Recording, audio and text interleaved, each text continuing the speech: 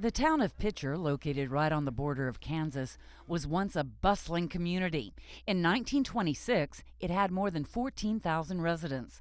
The town was built on the shoulders of mine workers who produced $20 billion worth of ore between 1917 and 1947. The mining companies were supposed to restore the land they excavated, but most just piled the waste they created, called chat, on land surrounding the town. When mining operations ceased in the 1970s, those mountains of waste were left and are still here today. They were part of the landscape for the many generations who lived and loved it here. You couldn't ask for a better place to grow up as a kid as far as things to do and the fun, the wintertime, the chat piles, the sledding. It was a great time. Everybody lived for the first big snow, so you go chat pile and sled down the chat piles. It was wonderful. The chat piles and things of that nature was always a big draw for us when we were riding our motorcycles or different things. Hunting, fishing was always this seemed to be one of the preferred areas to do my hunting and fishing in. Their parents were not aware of just how dangerous those chat piles were, or how much the surface and groundwaters were becoming contaminated. In the 1970s, underground mines started collapsing. In 1979, old mines filled with water and acid mine drainage began seeping from the ground. In 1983, this area was declared the country's worst environmental disaster and became known as the Tar Creek Superfund site. That's because dangerous metals were seeping into Tar Creek just as they are today. What kind of metals are we talking about here? Lead, cadmium, zinc, manganese are metals that we're concerned about. Earl Hatfield is with the Oklahoma-based nonprofit group LEAD. The acronym stands for Local Environment Action Demanded. For more than a decade, he has been trying to get the nation's attention as to just how devastated and dangerous this area is. In 1995, a study found that children living in the area had high levels of lead in their bodies.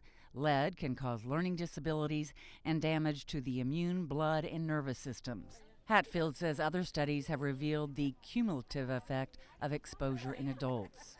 What we're finding is high levels of obesity, diabetes, cardiopulmonary problems, and especially urinary tract problems, kidney problems. We have 3 kidney dialysis clinics in Miami, a population of 9,000 people, so something's up. He says many think the Picher area is no longer a problem. After all, the town is no more. The Environmental Protection Agency deemed it too hazardous for inhabitants and shut it down.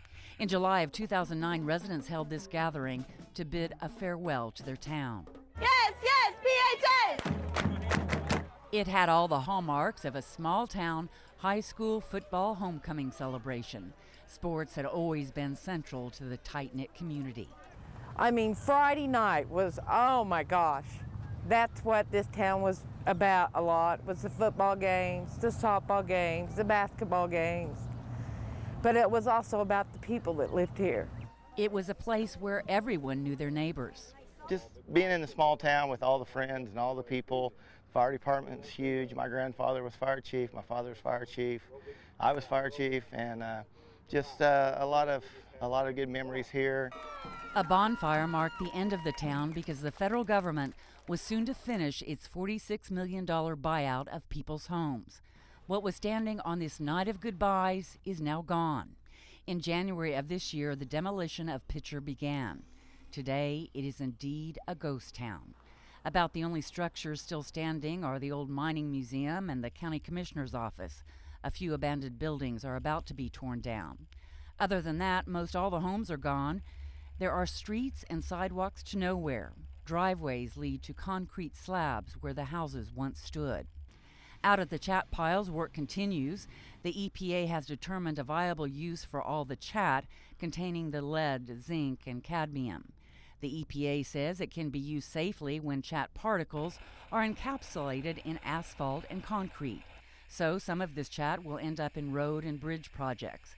It's estimated that 75% of the chat here has been sold for that intended purpose. But contaminated soil in the area still remains. Each day, trucks dump hundreds of loads of contaminated soil here. It will eventually be covered with clean soil and covered with sod and native grasses. But the problem of contaminated ground and surface water remains. The water in Tar Creek and adjoining streams is orange in color, evidence of the heavy metal contamination. Chat still covers the floor of the waterways. Hauling chat's fine, but nobody's doing anything about this yet, and I thought this was one of the places they were going to start, and they were going to have this done within 5 years of starting, and it's still not done. Hatfield says all Oklahomans should be concerned about the polluted water because the contaminants here eventually flow into Grand Lake, one of the largest recreational areas in the state.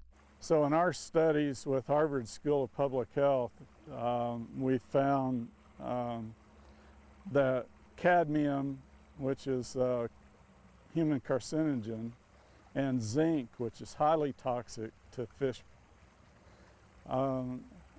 have breached the dam at Grand Lake. Hatfield strongly believes the remaining environmental damage here needs to stay a national priority to ensure federal dollars keep coming to complete the cleanup, a cleanup which so far has cost some $150 million over the last 2.5 decades.